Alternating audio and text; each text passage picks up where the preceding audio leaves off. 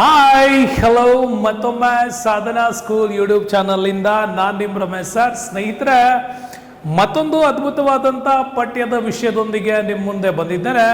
ಅರ್ಥಶಾಸ್ತ್ರದ ಮೂಲ ಪರಿಕಲ್ಪನೆಗಳು ಅನ್ನುವಂತಹ ದಿ ಬೆಸ್ಟ್ ಚಾಪ್ಟರ್. ಯಾಕೆ ಅಂತಂದರೆ ಅರ್ಥಶಾಸ್ತ್ರ ಓದುವ ಪ್ರತಿಯೊಬ್ಬ ಓದುಗನಿಗೂ ಕೂಡ ಕಂಪ್ಲೀಟ್ ಆಗಿ ಒಂದಿಷ್ಟು ಬೇಸಿಕ್ ಮಾಹಿತಿಗಳು ಬೇಕು ಅಂತಂದರೆ ಅದು ಈ ಪಾಠದಲ್ಲಿ ನಿಮಗೆ ಸಿಗತ್ತೆ. ಹಾಗಾಗಿ 8ನೇ ತರಗತಿಯ ಸಮಾಜ ವಿಜ್ಞಾನದ ಒಂದು ಪ್ರಶ್ನೋತ್ತರ ವಿಶ್ಲೇಷಣೆಯೊಂದಿಗೆ ಈ ಪಾಠವನ್ನು ನಿಮಗೋಸ್ಕರ ಹೇಳ್ಕೊಡ್ತಾ ಇದ್ದೀನಿ.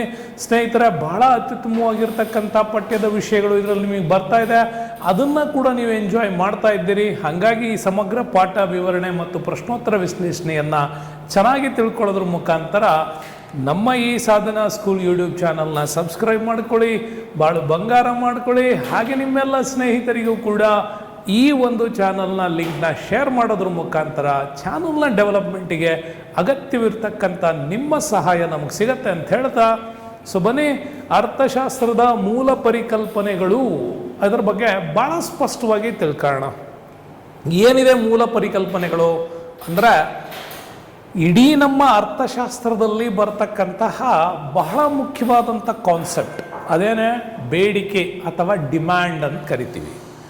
ಏನು ಬೇಡಿಕೆ ಅಂದರೆ, ಬೇಡಿಕೆ ಬಯಕೆಯಲ್ಲಿ ಬಯಕೆಯ ಜೊತೆಗೆ ಕೊಳ್ಳುವ ಮನೋಭಾವ ಮತ್ತು ಹಣವನ್ನು ವೆಚ್ಚ ಮಾಡುವ ಶಕ್ತಿ ಇದ್ದರೆ ಮಾತ್ರ ಅದು ಬೇಡಿಕೆ ಎನಿಸಿಕೊಳ್ಳುತ್ತದೆ. ಅದು ಹೆಂಗೆ ಸರ್ ಅಂತ ಕೇಳ್ಬೋದು. ಬೇಡಿಕೆ ಬಯಕೆಯಲ್ಲಿ ಬಯಕೆಯ ಜೊತೆಗೆ ಕೊಳ್ಳುವ ಮನೋಭಾವ ಮತ್ತು ಹಣವನ್ನು ವೆಚ್ಚ ಮಾಡುವ ಶಕ್ತಿ ಇದ್ದರೆ ಮಾತ್ರ ಅದು ಬೇಡಿಕೆ ಎನಿಸಿಕೊಳ್ತದೆ.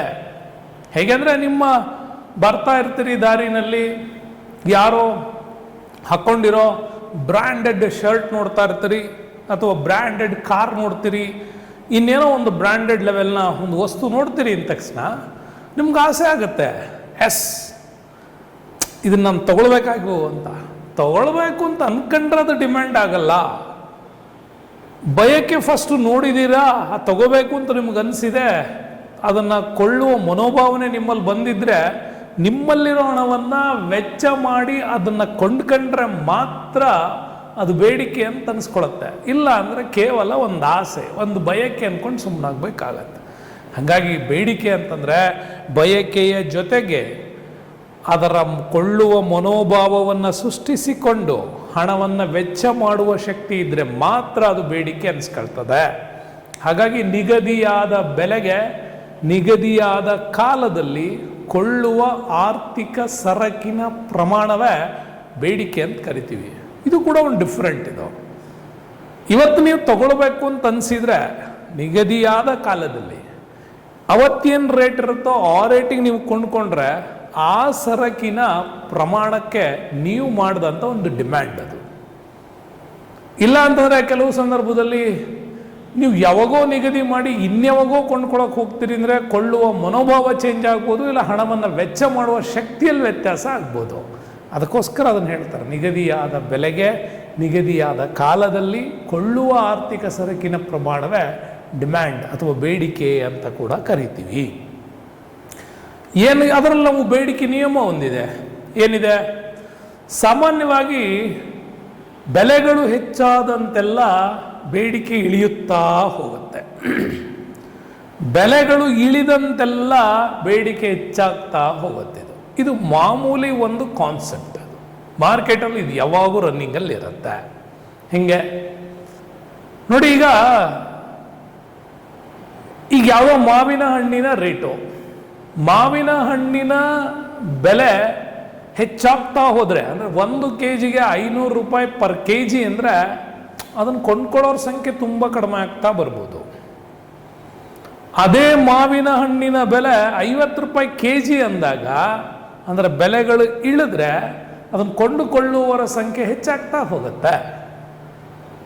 ಆದರೆ ಈ ನಿಯಮ ನೀವು ಕೆಲವೊಮ್ಮೆ ವಿಶ್ಲೇಷಣೆ ಮಾಡಿ ನೋಡಿ, ಕೆಲವು ವಸ್ತುಗಳಿಗೆ ಈ ಬೇಡಿಕೆಯ ನಿಯಮ ಅಪ್ಲೈ ಆಗುವುದಿಲ್ಲ. ಹೆಂಗೆ ಸಾರ್ ಅಂತ ನೀವು ಕೇಳಿದ್ರೆ ನೋಡಿ, ಈಗ ನಮಗೆ ಉಪ್ಪು ಇದೆ, ತಿನ್ನುವ ಉಪ್ಪು ಇದೆ. ಸಡನ್ನಾಗಿ ಉಪ್ಪಿನ ರೇಟು ನೀವು 400 ರೂಪಾಯಿ kg ಮಾಡಿದ್ರೆ ಕೊಂಡ್ಕೊಳಕ್ಕಾಗಲ್ಲ ಅನ್ನಂಗಿಲ್ಲ. ಯಾಕೆಂದರೆ ನಿಮ್ಮ ಆಹಾರದ ರುಚಿಯನ್ನು ಹೆಚ್ಚಿಸಬೇಕು ಅಂದರೆ ಉಪ್ಪು ಬೇಕು. ಅದು 400 ರೂಪಾಯಿ ಆದರೂ ಕೊಂಡ್ಕೋಬೇಕು. ಅದೇ ಉಪ್ಪಿನ ಬೆಲೆ 1 ರೂಪಾಯಿ kg ಮಾಡಿದ್ರು ನೀವೇನು ಜಾಸ್ತಿ ಹಾಕಲ್ಲ. ಕೆಲವೊಂದು ಅತ್ಯವಶ್ಯಕವಾದ ಸರಕುಗಳ ಮೇಲೆ ಕೆಲವು ಸಂದರ್ಭದಲ್ಲಿ ಈ ಬೇಡಿಕೆಯ ನಿಯಮ ಅಪ್ಲೈ ಆಗಲ್ಲ ಅಂತ ಹೇಳ್ತಾರೆ. ಹಾಗಾದ್ರೆ ಬೇಡಿಕೆ ಹೆಚ್ಚಾದಾಗ ಮಾರ್ಕೆಟಲ್ಲಿ ಏನಾಗತ್ತೆ? ಹೆಚ್ಚು ಡಿಮ್ಯಾಂಡ್ ಬರ್ತಾ ಇದೆ ಅಂತಂದರೆ ಉತ್ಪಾದನಾ ಕ್ಷೇತ್ರದ ಮೇಲೆ ಬೇಡಿಕೆಯ ಪ್ರಭಾವ ಅತಿ ಹೆಚ್ಚಾಗ್ತಾ ಹೋಗುತ್ತೆ. ಬೇಡಿಕೆ ಹೆಚ್ಚಾಯಿತು ಅಂದ ತಕ್ಷಣ ಸಾಮಾನ್ಯವಾಗಿ ಅದನ್ನು ಉತ್ಪಾದನೆ ಮಾಡುವವರು ಕೂಡ ಜಾಸ್ತಿ ಅದನ್ನು ಪ್ರೊಡಕ್ಷನ್ ಮಾಡಬೇಕು ಅಂದ್ಕೊಳ್ತಾರೆ. ಇದರಿಂದ ಹೆಚ್ಚು ಉದ್ಯೋಗ ಸೃಷ್ಟಿಯಾಗ್ತಾ ಹೋಗುತ್ತೆ, ವರಮಾನ ಹೆಚ್ಚಾಗ್ತಾ ಹೋಗುತ್ತೆ, ಮಾರ್ಕೆಟಿಗೆ ಅದರ ಪೂರೈಕೆಯೂ ಕೂಡ ಜಾಸ್ತಿ ಆಗ್ತಾ ಹೋಗುತ್ತೆ. ಹೀಗೆ ಉತ್ಪಾದನೆ, ಉದ್ಯೋಗ, ವರಮಾನ, ಪೂರೈಕೆ ಅಧಿಕಗೊಂಡ್ರೆ ಜನರ ಜೀವನ ಮಟ್ಟ ಕೂಡ ಉತ್ತಮವಾಗಿರ್ತದೆ. ಹಾಗಾಗಿ ರಾಷ್ಟ್ರ ಪ್ರಗತಿಯ ದಾರಿಯಲ್ಲಿ ಇದು ಹೀಗೇನೇ ಮುಂದುವರಿಯೋದಕ್ಕೆ ಡಿಮ್ಯಾಂಡ್ ಭಾಳಷ್ಟು ಮುಖ್ಯ ಅಂತ ಹೇಳ್ತೀವಿ. ಹಾಗಾದ್ರೆ ಬೇಡಿಕೆ ಕಡಿಮೆ ಆದಾಗ ಏನೇನಾಗತ್ತೆ? ಸಾಮಾನ್ಯವಾಗಿ ಬೇಡಿಕೆ ಕಡಿಮೆ ಆದಾಗ ಉತ್ಪಾದನೆ ಪ್ರಮಾಣ ಕಡಿಮೆ ಆಗುತ್ತೆ. ಉತ್ಪಾದನೆ ಕಡಿಮೆ ಆಯಿತು ಅಂದರೆ ಉದ್ಯೋಗದ ಒಂದು ಕಡಿತ ಸ್ಟಾರ್ಟ್ ಆಗುತ್ತೆ, ಅಂದರೆ ನಿರುದ್ಯೋಗ ಹೆಚ್ಚಾಗ್ತಾ ಹೋಗುತ್ತೆ, ವರಮಾನ ಕಡಿಮೆ ಆಗುತ್ತೆ, ಪೂರೈಕೆ ಇಳಿತಾ ಹೋಗುತ್ತೆ. ಹೀಗೆ ಜನರ ಜೀವನ ಮಟ್ಟವೂ ಕೂಡ ಡೌನ್ಫಾಲ್ ಕಡೆ ಹೊರಡ್ತು ಅಂದರೆ ರಾಷ್ಟ್ರದ ಪ್ರಗತಿಯೂ ಕೂಡ ಕುಗ್ಗುತ್ತದೆ. ಈ ಕಾರಣದಿಂದಾಗಿ ಬೇಡಿಕೆಯನ್ನು ರಾಷ್ಟ್ರದ ಪ್ರಗತಿಯ ಪ್ರತೀಕ ಅಂತ ಕೂಡ ಕರೀತಾರೆ. ಯಾವಾಗಲೂ ಬೇಡಿಕೆ ಚೆನ್ನಾಗಿರೋ ಹಾಗೆ ಮಾರ್ಕೆಟ್ ಏನು ಮಾಡಬೇಕು, ಅದನ್ನು ನೋಡ್ಕೊಳ್ಬೇಕು ಅಂತ. ಈಗ ಬೇಡಿಕೆ ಅದನ್ನು ತಿಳ್ಕೊಂಡ ಮೇಲೆ ನಾವು ಪೂರೈಕೆ ಕಡೆ ಬರಬೇಕು. ಸಪ್ಲೈ ಬಗ್ಗೆ ಏನು ಸಪ್ಲೈ ಅಂದರೆ, ಈಗ ಮಾರ್ಕೆಟಲ್ಲಿ ಡಿಮ್ಯಾಂಡ್ ಬಂದಿದೆ ಅಂದರೆ ಆ ಡಿಮ್ಯಾಂಡಿಗೆ ತಕ್ಕ ಹಾಗೆ ಪೂರೈಕೆ ಮಾಡಿದರೆ ಮಾತ್ರ ಆ ಡಿಮ್ಯಾಂಡನ್ನು ಬಹಳ ವರ್ಷಗಳ ಕಾಲ ನಾವು ಉಳಿಸ್ಕೊಂಡು ಹೋಗ್ಬೋದು. ಆ ಡಿಮ್ಯಾಂಡ್ಗೆ ದಿ ಬೆಸ್ಟ್ ಕ್ವಾಲಿಟಿಯ ಗುಣಮಟ್ಟವನ್ನು ಕೊಡದೇನೆ ಪೂರೈಕೆ ಮಾಡ್ತಾ ಹೋದರೆ ಆ ಡಿಮ್ಯಾಂಡ್ ಕೊಲ್ಯಾಪ್ಸ್ ಆಗ್ಬಿಡುತ್ತೆ. ಮಾರುಕಟ್ಟೆಯಲ್ಲಿ ಗೊತ್ತಾದ ಬೆಲೆಗೆ ಮಾರಾಟಕ್ಕಾಗಿ ಸಿದ್ಧವಾಗಿರುವ ಸರಕು ಮತ್ತು ಸೇವೆಗಳ ಪ್ರಮಾಣವೇ ಪೂರೈಕೆ ಅಥವಾ ಸರಬರಾಜು ಅಂತ ಕೂಡ ಕರಿತೀವಿ. ಸಾಮಾನ್ಯವಾಗಿ ಪೂರೈಕೆ ನಿಯಮದಲ್ಲಿ ಒಂದು ಕಾನ್ಸೆಪ್ಟ್ ಇದೆ. ಬೆಲೆ ಹೆಚ್ಚಾದರೆ ಮಾರಾಟಕ್ಕಾಗಿ ಬರುವ ಸರಕು ಸೇವೆಗಳ ಪ್ರಮಾಣವೂ ಕೂಡ ಅಧಿಕವಾಗುತ್ತದೆ. ಹೆಚ್ಚೆಚ್ಚು ರೇಟ್ ಜಂಪ್ ಆಗ್ತಾ ಇದೆ ಅಂದರೆ ಉತ್ಪಾದನೆ ಮಾಡೋನು ಹೆಚ್ಚೆಚ್ಚು ಅದನ್ನು ಸಪ್ಲೈ ಮಾಡಿ ಆ ಮಾರ್ಕೆಟಿಗೆ ಬಿಡೋದಕ್ಕೆ ಟ್ರೈ ಮಾಡ್ತಾನೆ. ಸರ್ವಿಸ್ ಕೊಡೋನು ಹೆಚ್ಚೆಚ್ಚು ಸರ್ವಿಸ್ ಕೊಡೋದಕ್ಕೆ ಟ್ರೈ ಮಾಡ್ತಾನೆ. ಹೀಗೆ ಉತ್ಪಾದನೆ, ಉದ್ಯೋಗ, ವರಮಾನ ಆಟೋಮೆಟಿಕ್ಲಿ ಹೆಚ್ಚಾಗುತ್ತೆ. ಜನರ ಜೀವನ ಮಟ್ಟ ಕೂಡ ಸುಧಾರಣೆಗೆ ಬರ್ತಾ ಹೋಗುತ್ತೆ. ಆದರೆ ಅದೇ ಪೂರೈಕೆ ನಿಯಮಗಳಿಂದಾಗಿ ರಾಷ್ಟ್ರದ ಪ್ರಗತಿಯ ದಾರಿಯಲ್ಲಿ ಮುನ್ನಡೀತಾ ಹೋಗುತ್ತೆ. ಬೈ ಚಾನ್ಸ್ ಏನಾದರೂ ಬೆಲೆ ಕಡಿಮೆ ಆದರೆ ಮಾರಾಟಕ್ಕಾಗಿ ಬಂದಿರುವ ಸರಕು ಸೇವೆಗಳ ಪ್ರಮಾಣ ಇಳಿತಾ ಹೋಗುತ್ತೆ, ಉತ್ಪಾದನೆ ಕಡಿಮೆ ಆಗತ್ತೆ, ವರಮಾನ ಕಡಿಮೆ ಆಗತ್ತೆ, ನಿರುದ್ಯೋಗ ಹೆಚ್ಚಾಗತ್ತೆ, ಜೀವನ ಮಟ್ಟವೂ ಕೂಡ ಕಡಿಮೆ ಆಗತ್ತೆ, ರಾಷ್ಟ್ರದ ಏರುಮುಖ ಪ್ರಗತಿ ಕುಂಠಿತವಾಗ್ತಾ ಹೋಗುತ್ತೆ. ಹಾಗಾಗಿ ಕೆಲವು ಸಂದರ್ಭಗಳಲ್ಲಿ ಕೆಲವು ನಿಯಮದ ಉಲ್ಲಂಘನೆಯಿಂದಾಗಿ ಬೆಲೆ ಹೇಗೆ ಇರಲಿ ಸರಬರಾಜು ಮಾತ್ರ ಒಂದೇ ಮಟ್ಟದಲ್ಲಿರುತ್ತೆ ಅಂತ ನಾನು ಹೇಳಿದ್ನಲ್ಲ. ಕೆಲವು ಅತ್ಯವಶ್ಯಕ ಸರಕುಗಳು, ಅತ್ಯವಶ್ಯಕ ಸೇವೆಗಳಿಗೆ ಈ ಬೇಡಿಕೆ ಪೂರೈಕೆಯ ನಿಯಮ ಅಡ್ಡಿಯಾಗುವುದಿಲ್ಲ. ಅದು ಅದೇ ರೀತಿಯಲ್ಲಿ ಇರ್ತದೆ. ಒಂದು ಮಾರ್ಕೆಟ್ನ ಕನ್ಸಿಸ್ಟೆನ್ಸಿ ಪರ್ಫಾರ್ಮೆನ್ಸನ್ನು ಮಾಡುತ್ತೆ. ನೆಕ್ಸ್ಟ್ ನಾವು ಈ ಬೇಡಿಕೆ ಮತ್ತು ಪೂರೈಕೆಗಳು ಬಹಳ ಹತ್ತಿರದ ಒಂದು ಸಮೀಪವರ್ತಿಗಳು ಅಂತ ಕರಿತೀವಿ. ಇಲ್ಲಿ ಒಂದು ಬದಲಾವಣೆ ಆದರೆ ತಕ್ಷಣ ಇನ್ನೊಂದ್ರ ಮೇಲೆ ಅದರ ಪ್ರತಿಕ್ರಿಯೆ ಕಾಣ್ತವೆ. ಹಾಗಾಗಿ ಬೆಲೆಗಳ ಮೂಲಕ ಇಲ್ಲಿ ಬೇಡಿಕೆ ಪೂರೈಕೆಗಳಲ್ಲಿ ವ್ಯತ್ಯಾಸವಾಗೋದನ್ನು ಕಡಿಮೆ ಮಾಡ್ತೀವಿ. ಉದಾಹರಣೆಗೆ ಬೇಡಿಕೆ ಕಡಿಮೆ ಆದರೆ ಪೂರೈಕೆಯೂ ಕಡಿಮೆಯಾಗಿ ಬೆಲೆಗಳೂ ಕಡಿಮೆಯಾಗಿ, ಅದೇ ಬೇಡಿಕೆ ಹೆಚ್ಚಾದರೆ ಪೂರೈಕೆ ಹೆಚ್ಚುತ್ತೆ, ಬೆಲೆನೂ ಕೂಡ ಏರ್ತಾ ಹೋಗುತ್ತೆ. ಹಾಗಾಗಿ ಬೇಡಿಕೆ, ಪೂರೈಕೆ, ಬೆಲೆ ಇವು ಒಂದೇ ಕಾನ್ಸೆಪ್ಟಲ್ಲಿ ಬರೋ ವಿಚಾರಗಳು. ಬೇಡಿಕೆ ಕಡಿಮೆಯಾದರೆ ಪೂರೈಕೆಯು ಕಡಿಮೆ ಆಗತ್ತೆ, ಬೆಲೆಗಳು ಕಡಿಮೆ ಆಗ್ತವೆ. ಅದೇ ಬೇಡಿಕೆ ಹೆಚ್ಚಾದರೆ ಪೂರೈಕೆನೂ ಹೆಚ್ಚುತ್ತೆ, ಬೆಲೆನೂ ಹೆಚ್ಚಾಗತ್ತೆ. ಒಟ್ಟಿನಲ್ಲಿ ಬೇಡಿಕೆ ಮತ್ತು ಪೂರೈಕೆಗಳು ಮಾರುಕಟ್ಟೆಯಲ್ಲಿನ ಎರಡು ಆಧಾರ ಸ್ತಂಭಗಳು ಅಂತ ಕೂಡ ಹೇಳ್ತಾರೆ. ಇನ್ನು ಉತ್ಪಾದನೆಗೆ ಬರೋಣ, ಪ್ರೊಡಕ್ಷನ್. ಅರ್ಥಶಾಸ್ತ್ರದಲ್ಲಿ ಉತ್ಪಾದನೆ ಅನ್ನೋ ಪದಕ್ಕೆ ತುಂಬ ದೊಡ್ಡ ಮೀನಿಂಗ್ ಇದೆ. ಇದರಲ್ಲಿ ಸರಕುಗಳ ಉತ್ಪಾದನೆಯ ಜೊತೆಗೆ ಸೇವೆಗಳ ಉತ್ಪಾದನೆಯೂ ಕೂಡ ಸೇರಿರುತ್ತೆ. ಬರೀ ನೀವು ಪ್ರೊಡಕ್ಷನ್ ಅಂದರೆ ಬರೀ ವಸ್ತುಗಳು ಅಂತಲ್ಲ, ಸರ್ವಿಸ್ಗಳು ಕೂಡ ಸೇರಿರ್ತಾವೆ.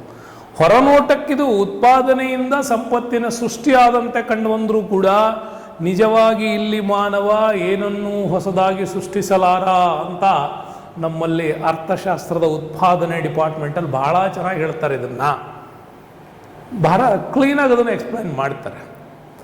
ನೈಸರ್ಗಿಕವಾಗಿ ಸಿಗೋವಂಥ ವಸ್ತುಗಳನ್ನು, ಮನುಷ್ಯ ಹೊಸದನ್ನೇನೂ ಇಲ್ಲ, ನೈಸರ್ಗಿಕವಾಗಿ ದೊರೀತಕ್ಕಂತಹ ಸಂಪತ್ತಿನ ಉಪಯುಕ್ತತೆಯಾಗಿ ಬಳಸ್ಕೊಂಡ್ರೆ ಅದನ್ನು ಉಪಯುಕ್ತತೆಯನ್ನು ಸೇರಿಸುವ ಕೆಲಸ ಮಾತ್ರ ಅವನಿಂದ ಸಾಧ್ಯ, ಬಿಟ್ಟರೆ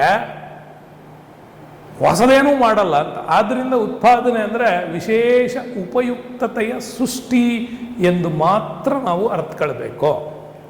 ಅಷ್ಟು ಬಿಟ್ಬಿಟ್ರೆ ನಾವು ಇನ್ನೇನು ಮಾಡೋಕ್ಕಾಗ್ತಾ ಇಲ್ಲ. ಹೀಗಾಗಿ ಉತ್ಪಾದನೆಯಾದ ಸರಕಿನಕ್ಕೆ ಒಂದು ಒಳ್ಳೆ ಮೌಲ್ಯ ಇರಬೇಕು. ಉತ್ಪಾದನಾ ಕಾರ್ಯ, ವಿನಿಯೋಗ, ಸಾಗಣೆ, ವ್ಯಾಪಾರ ಮೊದಲಾದ ಚಟುವಟಿಕೆಗಳನ್ನು ಕೂಡ ಅದು ಒಳಗೊಂಡಿರಬೇಕು ಅಂತ ಹೇಳ್ತಾರೆ. ಹಾಗಾದರೆ ಉತ್ಪಾದನೆಯಾದ ಸರಕು ಸೇವೆಗಳ ಅನುಭವಿ ಕೈಗೆ ಸೇರಿದಾಗ, ಅಂದರೆ ಅದನ್ನು ಏನು ಅನುಭವಿಸ್ಬೇಕು ಅಂತಿದ್ದಾನೆ ಅವನ ಕೈಗೆ ಸೇರಿದಾಗ ಮಾತ್ರ ಉತ್ಪಾದನಾ ಕಾರ್ಯ ಪೂರ್ಣಗೊಳ್ಳುತ್ತೆ. ಸರಿ, ಪ್ರೊಡಕ್ಷನ್ ಮಾಡಿ ಮಾರ್ಕೆಟಿಗೆ ತಂದಿದ್ದೀವಿ, ಯಾರೂ ಅದನ್ನು ಅನುಭವಿಸ್ತಾ ಇಲ್ಲ ಅಂತಂದರೆ ಉತ್ಪಾದನೆ ಮಾಡಿದವನ ಶ್ರಮವೂ ವೇಸ್ಟ್, ಮಾರುಕಟ್ಟೆಗೆ ತಂದಿದ್ದ ಶ್ರಮವೂ ವೇಸ್ಟ್, ಮಾರುಕಟ್ಟೆ ಡೌನ್ಫಾಲ್, ಇಳಿಮುಖ ಆಗ್ತಾ ಹೋಗುತ್ತೆ.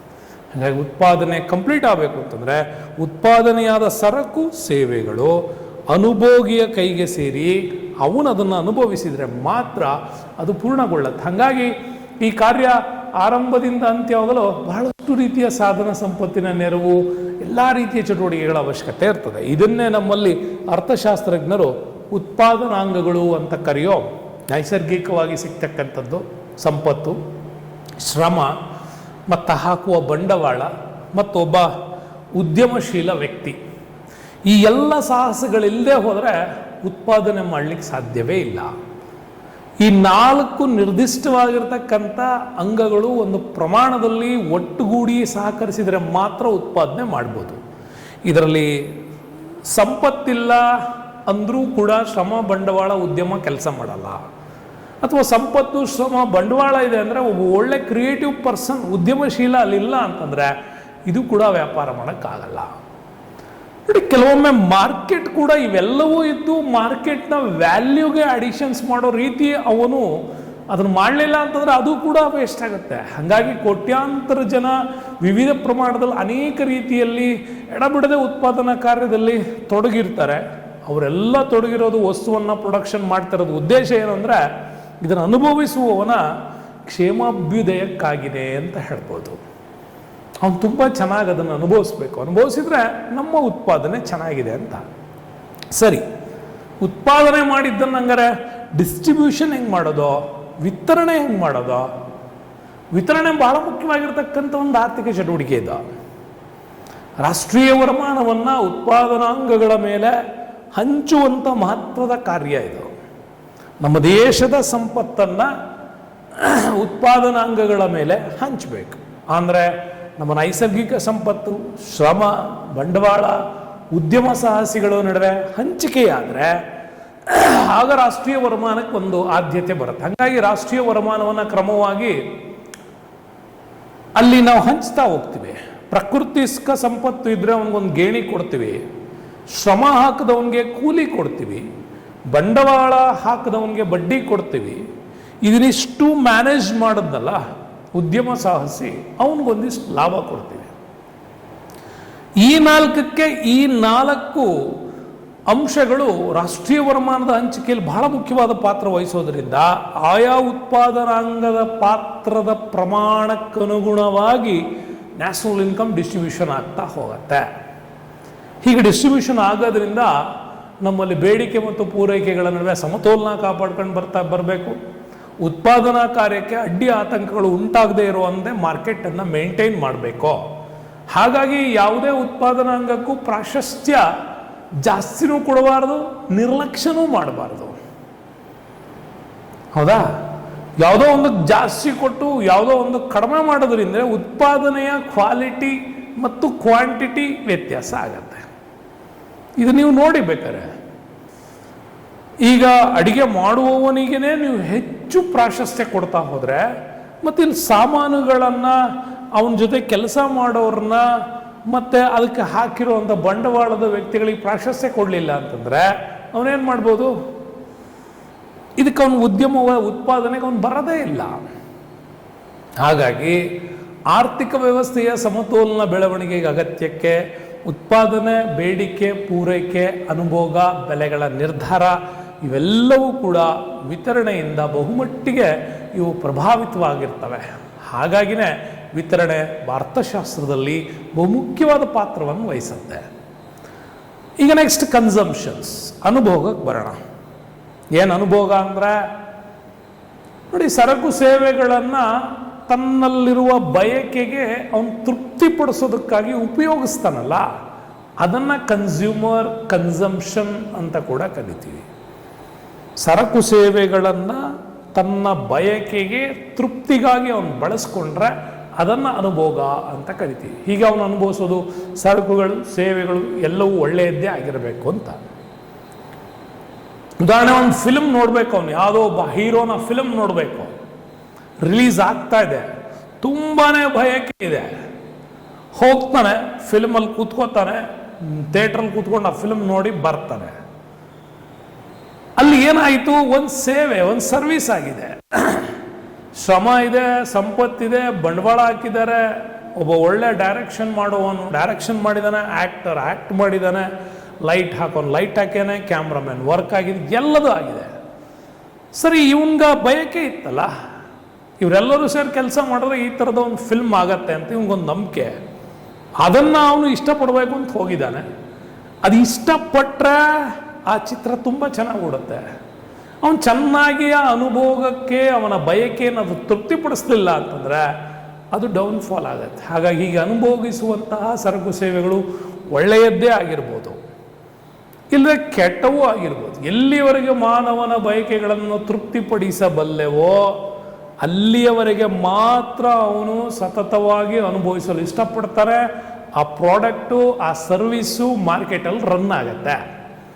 ಎಲ್ಲಿಗೆ ಅವು ಎರಡನ್ನೂ ಇಷ್ಟಪಡಲಿಲ್ಲ ಅಂದರೆ ನಿಮ್ಮ ಪ್ರಾಡಕ್ಟ್ ಅಲ್ಲಿ ರನ್ ಆಗುವುದಿಲ್ಲ. ಇದು ನಮಗೆ ಕನ್ಸಂಪ್ಷನ್ಸ್ ಕೂಡ ಹೇಳ್ಕೊಡುತ್ತೆ. ಅದಕ್ಕೆ ನಮಗೆ ಆಧುನಿಕ ಅರ್ಥಶಾಸ್ತ್ರದಲ್ಲಿ ನೀವು ನೋಡ್ಬೋದು, ಅನುಭವಕ್ಕೆ ಮಹತ್ವದ ಸ್ಥಾನ ಕೊಟ್ಟಿರೋದು. ಅನುಭವದಲ್ಲಿ ಎರಡು ರೀತಿ ಇದೆ. ಏನಿದೆ? ಉತ್ಪಾದನೆಗಾಗಿ ಸರಕು ಸೇವೆಗಳನ್ನು ಉಪಯೋಗಿಸೋದು, ಇನ್ನೊಂದು ರೆಡಿಮೇಡ್ ಪ್ರಾಡಕ್ಟ್ ಅಂದರೆ ಸಿದ್ಧಪಡಿಸಿದ ಸರಕು ಸೇವೆಗಳನ್ನು ಬಯಕೆಗಳ ತೃಪ್ತಿಗಾಗಿ ಉಪಯೋಗಿಸೋದು. ಎರಡು ರೀತಿ. ಅಂದರೆ ಅನುಭೋಗ ಅಂದರೆ ನಮ್ಮ ಬಯಕೆಯನ್ನು ತೃಪ್ತಿಪಡಿಸಿಕೊಳ್ಳುವುದಕ್ಕೆ ಸರಕು ಸೇವೆಗಳನ್ನು ಬಳಸುವುದು ಅಂತ ಅರ್ಥ ಹೇಳ್ಬೋದು.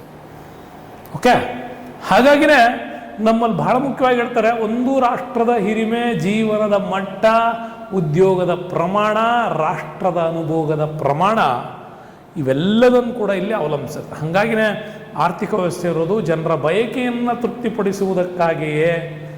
ಬಯಕೆ ಕೊನೆ ಅನುಭೋಗದಲ್ಲಾಗುತ್ತದೆ.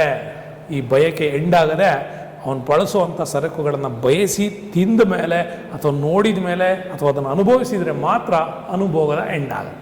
ಹಾಗಾಗಿ ಅವನು ಅನುಭವಿಸ್ಬೇಕು ಅಂತಂದಾದರೆ ನೀವು ಉತ್ಪಾದನೆ ಮಾಡಬೇಕು ಮತ್ತು ನೀವು ವಿನಿಮಯ ಮಾಡಬೇಕು. ಉತ್ಪಾದನೆಯಾಗುವುದು ಬಯಕೆಗಳ ತೃಪ್ತಿಗಳಿಗೋಸ್ಕರ ಅನ್ನೋದು ಕೂಡ ನಮ್ಗೆ ಯಾವಾಗಲೂ ನೆನಪಿರಬೇಕು. ಇದು ನಮಗೆ ಕನ್ಸಂಪ್ಷನ್ಸಲ್ಲಿ ಹೇಳ್ತದೆ.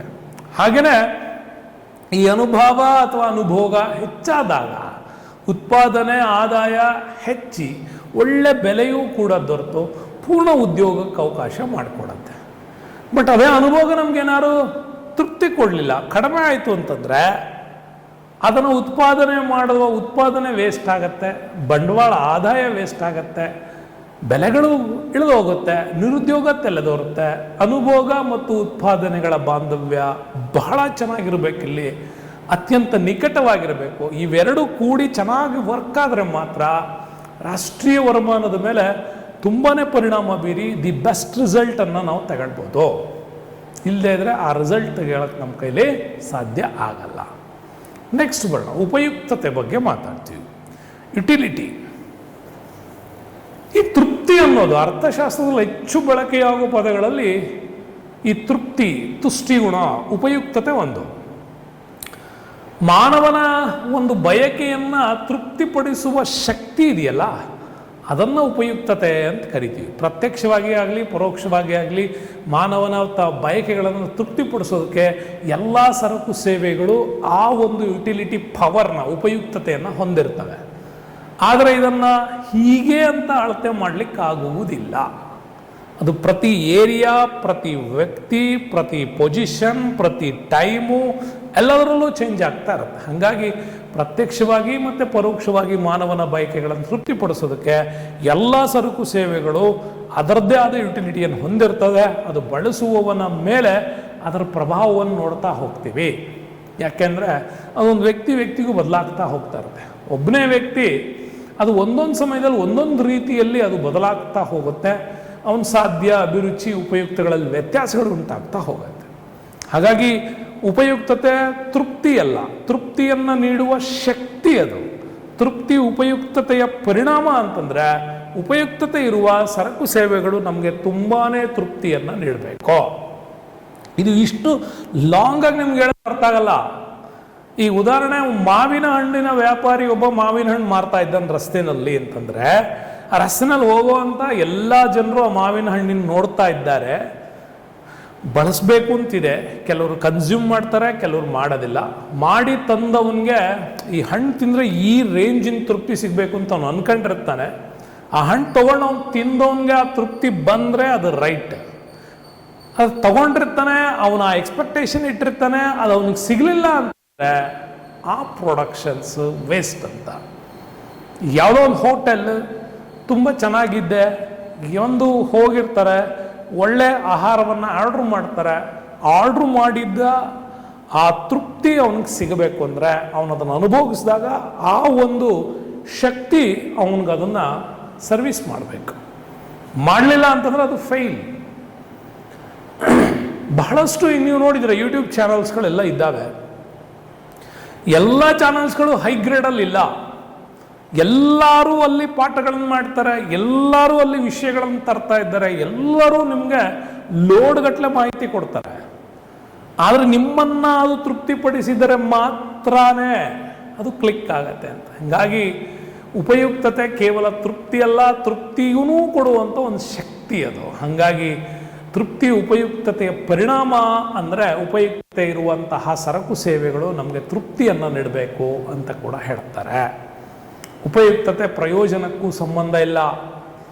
ಸಾಮಾನ್ಯವಾಗಿ ಎರಡೂ ಪದಗಳನ್ನು ಒಂದೇ ಅರ್ಥದಲ್ಲಿ ಬಳಸ್ತಾ ಇದ್ದರೂ ಕೂಡ ಅದು ಸರಿಯಲ್ಲ. ಉದಾಹರಣೆಗೆ, ಮಾದಕ ವಸ್ತುಗಳ ಸೇವನೆಯಿಂದ ಯಾವ ಪ್ರಯೋಜನವೂ ಇಲ್ಲದಿದ್ದರೂ ಉಪಯುಕ್ತತೆಯನ್ನು ಅದು ಹೊಂದಿರುತ್ತೆ ಅಂತ ಅರ್ಥ ಆಗ್ತಾ ಇದೆಯಲ್ಲ. ಈಗ ಕುಡಿಯೋದು ತಪ್ಪು, ಎಲ್ಲರಿಗೂ ಗೊತ್ತು. ಆದರೂ ಅದನ್ನೇನಾರ ಕಡಿಮೆ ಮಾಡ್ತಾರಾ? ಇಲ್ಲ.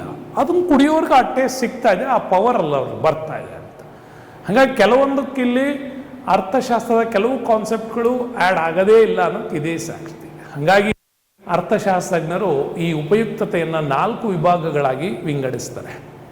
ಒಂದು ಮೂಲೋಕ ಉಪಯುಕ್ತತೆ, ಆಕಾರೋಪ ಉಪಯುಕ್ತತೆ, ಸಮಯೋಪಯುಕ್ತತೆ, ಸ್ಥಳ ಉಪಯುಕ್ತತೆ.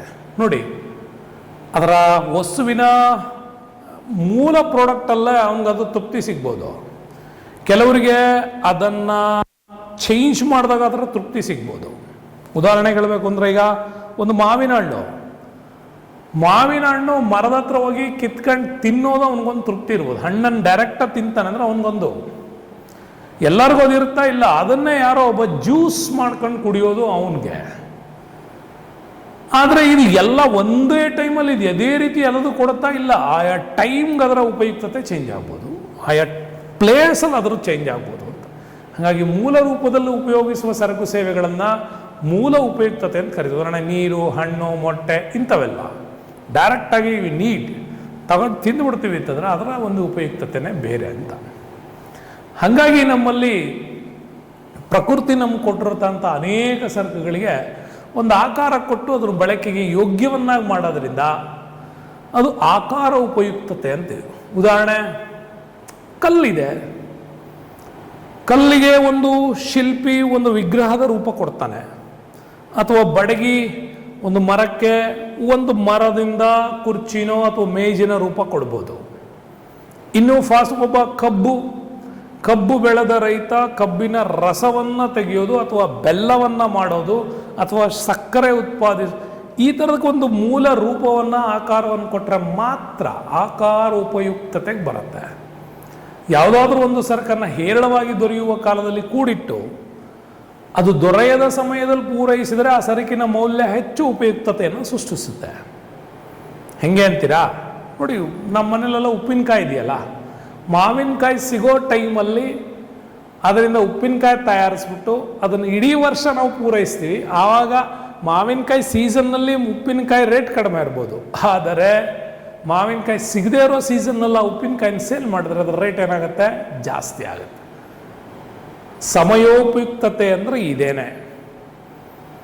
ಈಗ ಫುಲ್ ಬೇಸಿಗೆ ಇದೆ, ಬೇಸಿಗೆಯಲ್ಲಿ ನಾವು ತಂಪು ಪಾನೀಯಗಳಿಗೆ ತುಂಬ ಡಿಮ್ಯಾಂಡ್ ಬರುತ್ತೆ. ಫುಲ್ ಚಳಿಗಾಲದಲ್ಲಿ ತಂಪು ಪಾನೀಯ ಸೇಲ್ ಮಾಡ್ತೀನಿ ಅಂದರೆ ಅದಕ್ಕೆ ಆ ವ್ಯಾಲ್ಯೂ ಇರೋದಿಲ್ಲ. ಹಾಗೆ ಒಂದು ವಸ್ತು ನಮಗೆ ಯಾವ ಟೈಮಲ್ಲಿ ಬಳಸ್ತೀವೋ ಆ ಟೈಮಲ್ಲಿ ಅದಕ್ಕೆ ಹೆಚ್ಚು ಡಿಮ್ಯಾಂಡ್ ಬರುತ್ತೆ, ಎಲ್ಲ ಟೈಮಲ್ಲಿ ಆ ಡಿಮ್ಯಾಂಡ್ ಇರಲ್ಲ. ಹಾಗಾಗಿ ಒಂದೆಡೆ ಹೇರಳವಾಗಿ ಸಿಗುವಂಥ ಸರಕುಗಳನ್ನು ಅವುಗಳನ್ನು ದೂರದ ಊರುಗಳಿಗೆ ಸಾಗಿಸಿ ಅನುಭೋಗಿಗಳಿಗೆ ದೊರಕುವಂತೆ ಮಾಡೋದು ಕೂಡ ಸ್ಥಳ ಉಪಯುಕ್ತತೆಯನ್ನು ಸೃಷ್ಟಿಸುತ್ತೆ. ಅಂದರೆ ಸೇಬು ಹಣ್ಣು ಬೇಕು, ಶಿಮ್ಲಾದಲ್ಲಿ ಸೇಬು ಹಣ್ಣಿಗೆ ಅಷ್ಟು ಬೆಲೆ ಇರಲ್ಲ, ಯಾಕೆಂದ್ರೆ ಅಲ್ಲಿ ತುಂಬ ಎಲ್ಲರ ಮನೆ ಬಾಗಿಲಲ್ಲೂ ಇರ್ತದೆ. ಕೊಡಗಿನಲ್ಲಿ ಹೋದರೆ ಕಿತ್ತಳೆ ಹಣ್ಣಿಗೆ ಅಷ್ಟು ಬೆಲೆ ಇರಲ್ಲ. ಅವುಗಳನ್ನು ದೊರೆಯದೇ ಇರೋ ಸ್ಥಳಗಳಿಗೆ ನೀವೇನಾದ್ರು ಸಪ್ಲೈ ಮಾಡಿದ್ರಿಂದ ಅದ್ರ ರೇಟ್ ಆಟೋಮ್ಯಾಟಿಕ್ಲಿ ಏನಾಗುತ್ತೆ? ಇಂಪ್ಯಾಕ್ಟ್ ಆಗುತ್ತೆ. ಹಾಗಾಗಿ ಬೆಲೆ ಹಣದ ರೂಪದಲ್ಲಿ ವ್ಯಕ್ತವಾಗುವ ಮೌಲ್ಯವನ್ನು ಬೆಲೆ ಅಂತ ಕರಿತೀವಿ. ಒಂದು ಸರಕು ಮತ್ತು ಸೇವೆಗೆ ಬದಲಾಗಿ ಕೊಡಬೇಕಾದ ಹಣ ಇದೆಯಲ್ಲ, ಅದನ್ನು ಬೆಲೆ ಅಂತ ಬೆಲೆಗಳ ಅಧ್ಯಯನಕ್ಕೆ ಅರ್ಥಶಾಸ್ತ್ರದಲ್ಲಿ ಒಂದು ಪ್ರಮುಖವಾದ ಸ್ಥಾನವನ್ನು ನಮ್ಮ ಅರ್ಥಶಾಸ್ತ್ರಜ್ಞರು ಕೊಡ್ತಾ ಹೋಗ್ತಾರೆ. ಹೀಗಾಗಿ ಅಗಾಧವಾದ ಬೇಡಿಕೆ ಇರುವ ಸರಕು ಸೇವೆಗಳನ್ನು ಹೆಚ್ಚು ಸಂಖ್ಯೆಯಲ್ಲಿರುವ ಅನುಭೋಗಿಗಳಿಗೆ ಹಂಚುವುದೇ ಒಂದು ಸಮಸ್ಯೆ ಆಗತ್ತೆ. ತುಂಬಾ ಡಿಮ್ಯಾಂಡ್ ಇದೆ ನಮ್ಮಲ್ಲಿ. ಸರಕು ಸೇವೆಗಳನ್ನು ಆ ಎಲ್ಲ ಡಿಮ್ಯಾಂಡ್ಗಳಿಗೆ ಆ ಎಲ್ಲ ಅನುಭೋಗಿಗಳನ್ನು ಹಂಚಬೇಕಲ್ವಾ? ಹಂಚೋದು ಒಂದು ದೊಡ್ಡ ಪ್ರಾಬ್ಲಮ್ ಆಗತ್ತೆ. ಬೇಡಿಕೆ ಮತ್ತು ಪೂರೈಕೆಗಳ ಸಮೀಕರಣವನ್ನು ಬೆಲೆ ಮಾಧ್ಯಮ ಅವಾಗ ಮುಖ್ಯವಾಗಿ ಡಿವೈಡ್ ಮಾಡುತ್ತೆ.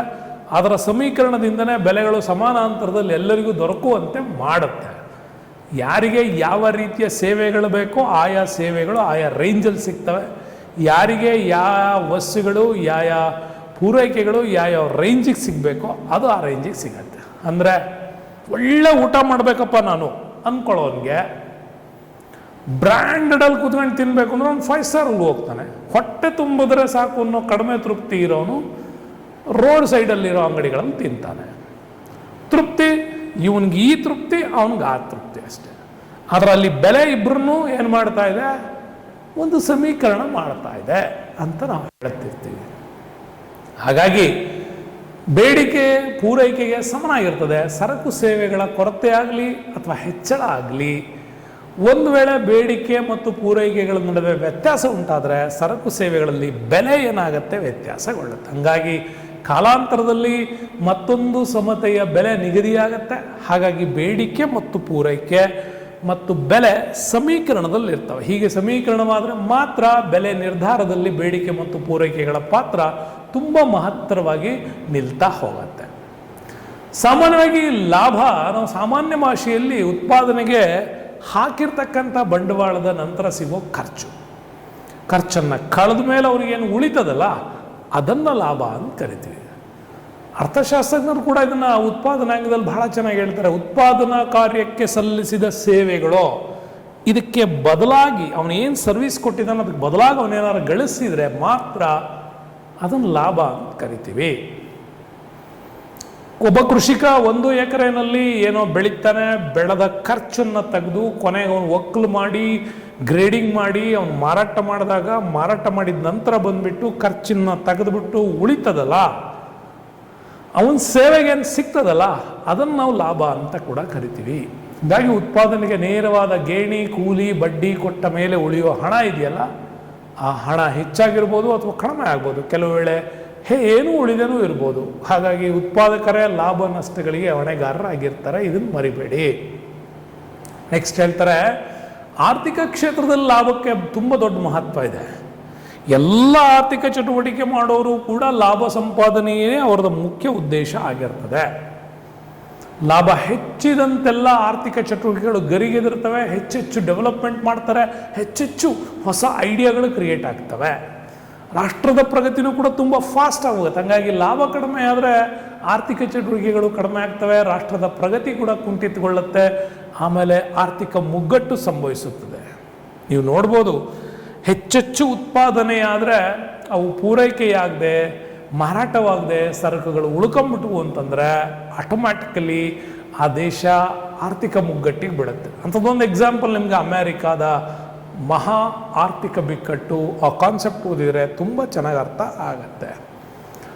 ನಮ್ಮಲ್ಲಿ ಕೋಆಪರೇಟಿವ್ ಸಿಸ್ಟಮ್ಸ್ ಇದೆ, ಒಂದು ತುಂಬ ಒಳ್ಳೆ ಕಾನ್ಸೆಪ್ಟ್, ಸಹಕಾರ. ಅರ್ಥಶಾಸ್ತ್ರದಲ್ಲಿ ಇತ್ತೀಚೆಗೆ ತುಂಬಾ ಮಹತ್ವದ ಸ್ಥಾನ ಇದಕ್ಕೆ ಸಿಗ್ತಾ ಇದೆ.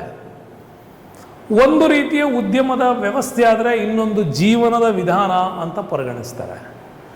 ನಿರ್ಲಕ್ಷ್ಯಕ್ಕೊಳಗಾಗಿದ್ದವರು, ಪ್ರಭಾವ ಇಲ್ಲದೆ ಇರೋರು, ಸಾಧನ ಉಳ್ಳಂಥ ಸಾಮಾನ್ಯವಾದಂಥ ಜನರಿಗೆ ಈ ಸಹಕಾರ ಕೋಆಪರೇಟಿವ್ ಸಿಸ್ಟಮ್ ಒಂದು ಒಳ್ಳೆ ದಾರಿದೀಪ. ಕೂಡಿ ಬಾಳಿದರೆ ಶ್ರೀಮಂತರಿಗೂ ಪ್ರಭಾವ ಬೀರುವ ಶಾಲೆಗಳಿಗೂ ಮಾತ್ರ ಮೀಸಲಾಗಿರ್ತಕ್ಕಂಥ ಅನುಕೂಲಗಳು ಶ್ರೀಸಾಮಾನ್ಯರೂ ಪಡೀಲಿಕ್ಕೆ ಸಾಧ್ಯ ಅನ್ನೋದು ಸಹಕಾರಿ ಪದ್ಧತಿ ಇದನ್ನು ಮಾಡಿ ತೋರಿಸ್ಬಿಟ್ಟಿದೆ. ಈ ಪದ್ಧತಿ ಯಾರನ್ನೂ ಕೂಡ ಶೋಷಣೆ ಮಾಡಲ್ಲ, ಎಲ್ಲರನ್ನೂ ಚೆನ್ನಾಗಿ ನೋಡ್ಕೊಳ್ಳುತ್ತೆ. ಹಾಗಾಗಿ ಸಹಕಾರ ಪದ್ಧತಿ ಜನರ ಇಚ್ಛೆಯಿಂದ ಜೊತೆಗೂಡಿ ಸಮಾನತೆ ಆಧಾರದ ಮೇಲೆ ಆರ್ಥಿಕ ಹಿತರಕ್ಷಣೆಯನ್ನು ಕಾಪಾಡಿ ಅದಕ್ಕಾಗಿಯೇ ದುಡಿತಾ ಇರೋರ ಒಂದು ಅಸಾಮಾನ್ಯ ವ್ಯವಸ್ಥೆ. ಸ್ವಸಹಾಯದಿಂದ ಎಲ್ಲದನ್ನು ಸಾಧಿಸ್ಬೋದು. ಇದರ ಮುಖ್ಯ ಗುರಿ, ಇಲ್ಲಿ ಪೈಪೋಟಿಗೆ ಅವಕಾಶ ಇಲ್ಲ, ಎಲ್ಲರೂ ಕೂಡ ಕೂಡಿ ಬಾಳಿದರೆ ಸ್ವರ್ಗ ಸುಖ ಅನ್ನೋ ಕಾನ್ಸೆಪ್ಟಲ್ಲೇ ದುಡಿಬೇಕು. ಎಲ್ಲ ವ್ಯವಹಾರಗಳನ್ನು ಸದಸ್ಯರೇ ನೋಡ್ಕೋತಾರೆ, ಲಾಭವನ್ನು ಕೂಡ ಇದರಲ್ಲಿ ಸೇರಿಕೊಂಡಿರೋ ಎಲ್ಲ ಷೇರುದಾರರಿಗೂ ಕೂಡ ಸೂಕ್ತ ಲಾಭಾಂಶ ಸಿಗತ್ತೆ. ಹಾಗಾಗಿ ಸದಸ್ಯರು ಕೊಳ್ಳುವ ಸರಕಿನ ಬೆಲೆ ಆಧಾರದ ಮೇಲೆ ಸೋಡಿಯನ್ನು ಕೂಡ ಕೊಡಲಾಗತ್ತೆ. ಹೀಗೆ ನಮಗೆ ಸೋಡಿ ಪರ್ಸಂಟೇಜ್ ಮುಖಾಂತರ ತುಂಬ ದೊಡ್ಡ ಮಟ್ಟದ ಬೆಳವಣಿಗೆ ಆಗುತ್ತೆ. ಇಲ್ಲಿ ದಲ್ಲಾಳಿ ಮೀಡಿಯೇಟರಿಗೆ ಅವಕಾಶ ಇಲ್ಲ, ಅವನ ಶೋಷಣೆಗೂ ಅವಕಾಶ ಇಲ್ಲ. ಚುನಾಯಿತ ನಿರ್ದೇಶಕರು ಸಂಸ್ಥೆ ವ್ಯವಹಾರಗಳನ್ನು ನೋಡ್ಕೋತಾರೆ. ಇಲ್ಲಿ ಸದಸ್ಯರು ಮಾಲೀಕರು ಹೌದು, ಕಾರ್ಮಿಕರು ಹೌದು. ಪ್ರತಿಯೊಬ್ಬರಿಗಾಗಿ ಎಲ್ಲರಿಗಾಗಿ ಪ್ರತಿಯೊಬ್ಬನೂ ಕೂಡ ಇರಬೇಕು. ಎಲ್ಲರೂ ಪ್ರತಿಯೊಬ್ಬನಿಗಾಗಿ, ಪ್ರತಿಯೊಬ್ಬರೂ ಎಲ್ಲರಿಗಾಗಿ ಅನ್ನುವಂಥ ಕಾನ್ಸೆಪ್ಟ್. ಹಿಂಗಿದ್ರೆ ಮಾತ್ರ ಸಹಕಾರದ ಮಂತ್ರ. ಷೇರುಗಳು ಎಷ್ಟೇ ಇದ್ರೂ ಕೂಡ ಪ್ರತಿ ಷೇರುದಾರರಿಗೂ ಕೂಡ ಒಂದೇ ಮತ ಹೊಂದಿರ್ತಾನೆ. ಒಬ್ಬ ವ್ಯಕ್ತಿ ಪಡೆಯಬಹುದಾದಂಥ ಷೇರುಗಳ ಸಂಖ್ಯೆಗೆ ಮಿತಿ ಇರ್ತದೆ. ಹೀಗೆ ಬೇಕಾದಾಗ ಮಾತ್ರ ಸದಸ್ಯನಾಗುವನು, ಬೇಡವಾದಾಗ ಬಿಡುವ ಸ್ವಾತಂತ್ರ್ಯವು ಕೂಡ ಅವನಿಗೆ ಕೊಟ್ಟಾಗ ಅಲ್ಲಿ ಸಹಕಾರಿ ಸಂಸ್ಥೆ ಏನಾಗುತ್ತೆ, ಚೆನ್ನಾಗಿ ಕೆಲಸ ಮಾಡುತ್ತೆ. ಇನ್ನು ನ್ಯಾಷನಲ್ ಇನ್ಕಮ್ ಬಗ್ಗೆ ಮಾತಾಡ್ತೀವಿ. ನ್ಯಾಷನಲ್ ಇನ್ಕಮ್ ಬಗ್ಗೆ, ರಾಷ್ಟ್ರೀಯ ವರಮಾನದ ವಿಚಾರದ ಬಗ್ಗೆ ತುಂಬ ಚೆನ್ನಾಗಿ ತಿಳ್ಕೋಬೇಕು. ರಾಷ್ಟ್ರವು ಒಬ್ಬ ವ್ಯಕ್ತಿಯಂತೆ ಕೂಡ ಒಂದು ವರಮಾನವನ್ನು ಗಳಿಸ್ತಾ ಇರುತ್ತೆ. ಒಂದು ರಾಷ್ಟ್ರ ತನ್ನ ಉತ್ಪಾದನಾ ಕ್ಷೇತ್ರಗಳಲ್ಲಿ ಬರುವಂತಹ ಎಲ್ಲ ಉತ್ಪಾದನಾ ಕ್ಷೇತ್ರಗಳಿಂದ ಅದಕ್ಕೊಂದು ವರ್ಷಕ್ಕೆ ಬರುವಂಥ ವರಮಾನದ ಮೊತ್ತವನ್ನು ರಾಷ್ಟ್ರೀಯ ವರಮಾನ ಅಂತ ಕರಿತೀವಿ. ಈ ರಾಷ್ಟ್ರೀಯ ವರಮಾನವನ್ನು ಕಳೆಯುವುದು ಕಷ್ಟ. ಅದರಲ್ಲೂ ಅಭಿವೃದ್ಧಿ ಹೊಂದುತ್ತಿರುವ ರಾಷ್ಟ್ರಗಳಲ್ಲಂತೂ ಇದೊಂದು ದೊಡ್ಡ ಸಮಸ್ಯೆನೇ ಹೌದು, ನ್ಯಾಷನಲ್ ಇನ್ಕಮ್. ಯಾಕೆಂದರೆ ವೆಚ್ಚನೇ ಜಾಸ್ತಿ ಆಗಿಬಿಟ್ಟಿರುತ್ತೆ, ಆದರೆ ಲಾಭ ಕಡಿಮೆ ಆಗ್ತಾ ಹೋಗ್ತಾ ಇರುತ್ತೆ. ಯಾಕೆಂದರೆ ಅಲ್ಲಿ ಜನಸಂಖ್ಯೆ ತುಂಬ ಪ್ರಭಾವ ಬೀರ್ತಾ ಇರುತ್ತೆ. ಅಂದರೆ ರಾಷ್ಟ್ರೀಯ ವರಮಾನದ ಗಾತ್ರ ಉತ್ಪಾದನೆಯನ್ನು ಅವಲಂಬಿಸಿರುತ್ತೆ. ಉತ್ಪಾದನೆ ಹೆಚ್ಚಿದರೆ ರಾಷ್ಟ್ರೀಯ ವರಮಾನವು ಹೆಚ್ಚಾಗುತ್ತೆ. ಆದರೆ ಉತ್ಪಾದನೆ ಹೇಗಿರಬೇಕು ಅಂದರೆ ಅಲ್ಲಿನ ಜನಸಂಖ್ಯೆಯನ್ನು ಆಧರಿಸಿರಬೇಕು. ಹೆಚ್ಚುತ್ತಿರುವ ರಾಷ್ಟ್ರೀಯ ವರಮಾನದ ರಾಷ್ಟ್ರದ ಅಭಿವೃದ್ಧಿ ಮತ್ತು ಜನರ ಜೀವನ ಮಟ್ಟವನ್ನು ಹೇಗೆ ಬದಲಾವಣೆ ಆಗ್ತಾ ಇದೆ ಅಂತ ಕೂಡ ತೋರಿಸುತ್ತೆ. ಅದನ್ನೇ ಹ್ಯೂಮನ್ ಡೆವಲಪ್ಮೆಂಟ್ ಇಂಡೆಕ್ಸ್ HDI ಜನರ ಜೀವನ ಮಟ್ಟ ಹೇಳ್ಕೊಡ್ತಾರೆ ಹೇಗಿದೆ ಅಂತ. ಹಾಗಾಗಿ ರಾಷ್ಟ್ರೀಯ ವರಮಾನ ರಾಷ್ಟ್ರದ ಆರ್ಥಿಕ ಪ್ರಗತಿಯ ಸಂಕೇತ. ಈಗ ಅಳಿಯುತ್ತಿರುವ ರಾಷ್ಟ್ರೀಯ ವರಮಾನ ರಾಷ್ಟ್ರದ ಆರ್ಥಿಕ ದುಸ್ಥಿತಿಯನ್ನು ತೋರಿಸುತ್ತೆ. ರಾಷ್ಟ್ರೀಯ ವರಮಾನ ಡೌನ್ಫಾಲಲ್ಲಿದೆ ಅಂದರೆ ಆ ದೇಶ ಡೆವಲಪ್ಮೆಂಟ್ ಆಗಲ್ಲ, ಜನರು ಕೆಳದರ್ಜೆಯ ಜೀವನ ಮಟ್ಟವನ್ನು ತೋರಿಸ್ಬೇಕಾಗತ್ತೆ, ಅವ್ರು ಅದನ್ನೇ ಅನುಭವಿಸ್ಬೇಕು. ಈ ಕಾರಣದಿಂದಲೇ ಕೆಲವು ರಾಷ್ಟ್ರಗಳು ತಮ್ಮ ರಾಷ್ಟ್ರೀಯ ವರಮಾನವನ್ನು ಹೆಚ್ಚಿಸಿಕೊಳ್ಳೋದಕ್ಕೆ ಒಳ್ಳೊಳ್ಳೆ ಪ್ಲ್ಯಾನ್ಗಳನ್ನು ತರ್ತಾರೆ.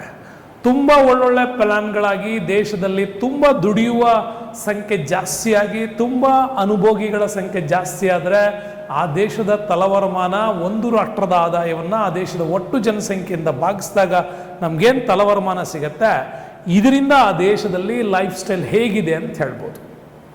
ಹಂಗಾಗಿ ರಾಷ್ಟ್ರೀಯ ವರಮಾನ ಹೆಚ್ಚಾದರೆ ಆಟೋಮ್ಯಾಟಿಕಲಿ ಪರ್ ಕ್ಯಾಪಿಟ ಇನ್ಕಮ್ ತಲವರ್ಮಾನ ಕೂಡ ಹೆಚ್ಚಾಗತ್ತೆ. ಜನರ ಜೀವನ ಮಟ್ಟ ಉತ್ತಮವಾಗಿದ್ದರೆ ಮಾತ್ರ ಎಲ್ಲ ಬೇಡಿಕೆ, ಪೂರೈಕೆ, ಸಪ್ಲೈ, ಬೆಲೆ, ಡೆವಲಪ್ಮೆಂಟ್ಸು, ಪ್ರೊಡಕ್ಷನ್ಸು, ಡಿಸ್ಟ್ರಿಬ್ಯೂಷನ್ಸ್ ಎಲ್ಲ ಚೆನ್ನಾಗಾಗ್ತದೆ. ಇದರ ಫಲವಾಗಿ ಜನರು ನೆಮ್ಮದಿ ಜೀವನವನ್ನು ಸಾಗಿಸ್ತಾರೆ. ಹಾಗಾಗಿ ರಾಷ್ಟ್ರೀಯ ವರಮಾನ ದೇಶದ ಆರ್ಥಿಕ ಅಭಿವೃದ್ಧಿಯ ಪ್ರತೀಕ ಅಂತ ಕೂಡ ಅದಕ್ಕಾಗಿಯೇ ನಮ್ಮಲ್ಲಿ ಹೇಳೋದು.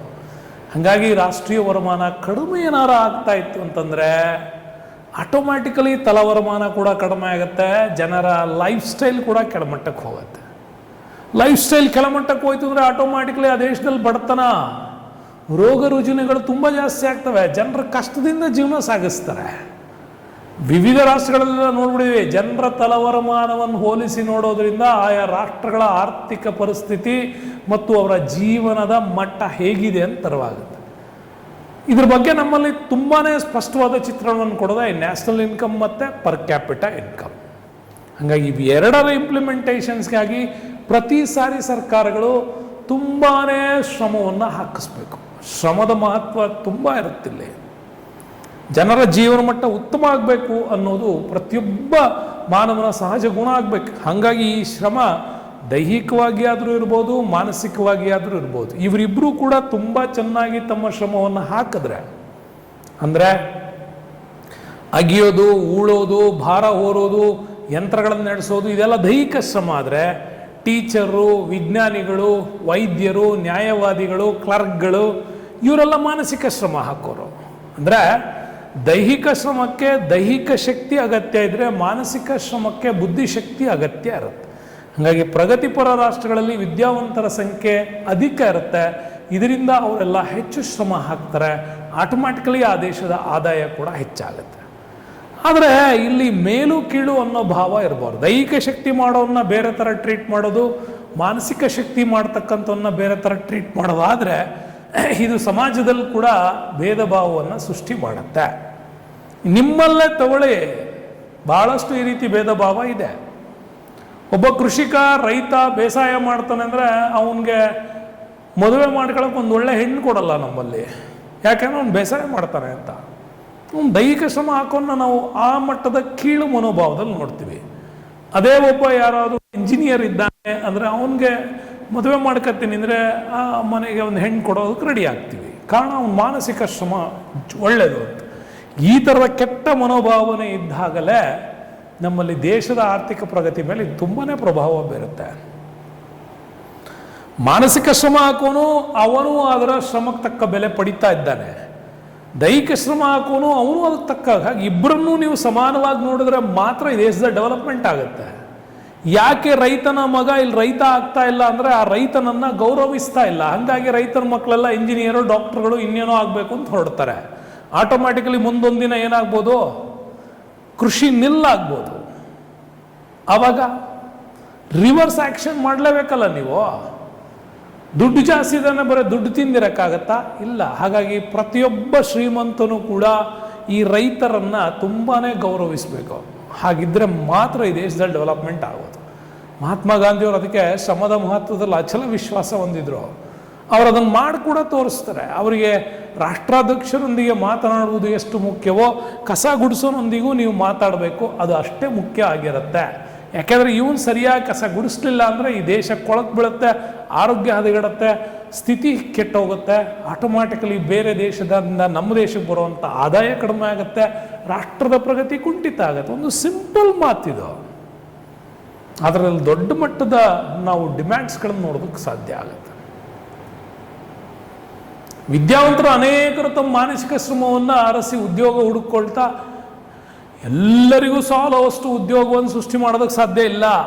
ಎಲ್ಲರೂ ಮಾನಸಿಕ ಶ್ರಮದಲ್ಲೇ ಬದುಕಬೇಕು ಅಂತ ಹೋದ್ರೆ ಆಗಲ್ಲ. ದೈಹಿಕ ಶ್ರಮದ ಉದ್ಯೋಗ ಅವಕಾಶವನ್ನು ಕೂಡ ಹೆಚ್ಚು ಮಾಡ್ತಾ ಹೋಗಬೇಕು. ಈ ಮೇಲು ಕೀಳು ಅನ್ನೋ ಭೇದ ಭಾವಗಳನ್ನು ಬಿಟ್ಟು ತನಗೆ ಲಭಿಸಿರುವಂಥ ಉದ್ಯೋಗದಲ್ಲಿ ಅವನು ಅದನ್ನು ಮಾಡಲಿಕ್ಕೆ ಸಿದ್ಧನಾಗಬೇಕು. ಆಗ ಶ್ರಮದ ಮಹತ್ವ ಅರಿವಾಗತ್ತೆ, ಸಮಾನ ಭಾವನೆ ಉಂಟಾಗತ್ತೆ, ರಾಷ್ಟ್ರ ಕಟ್ಟುವ ಕಾರ್ಯ ತುಂಬ ಸಾಧ್ಯ ಆಗತ್ತೆ. ಈ ರೀತಿಯಲ್ಲಿ ಶ್ರಮದ ಮಹತ್ವವನ್ನು ವಿವರಣೆ ಮಾಡಿದ್ದಾರೆ. ಇಂಥ ಅದ್ಭುತವಾದ ವಿಚಾರಗಳು ಅರ್ಥಶಾಸ್ತ್ರದಲ್ಲಿ ನಿಮಗೋಸ್ಕರ ರಮೇಶ್ ಸರ್ ಭಾಳ ಅದ್ಭುತವಾಗಿ ವಿವರಣೆ ಮಾಡಿದ್ದೀನಿ ಅಂತ ಅಂದ್ಕೊಳ್ತೀನಿ. ಕಾನ್ಸೆಪ್ಟ್ ತುಂಬ ಚೆನ್ನಾಗಿ ಅರ್ಥವಾಗಿದ್ದರೆ ಮತ್ತೊಮ್ಮೆ ಇದಕ್ಕೊಂದು ಒಳ್ಳೆ ಲೈಕ್ ಹಾಕಿ. ಮುಂದಿನ ವಿಡಿಯೋಗಾಗಿ ನಿರೀಕ್ಷೆ ಮಾಡ್ತಾ ಇರಿ. Stay with us Ramesh sir. Thank you. Bye.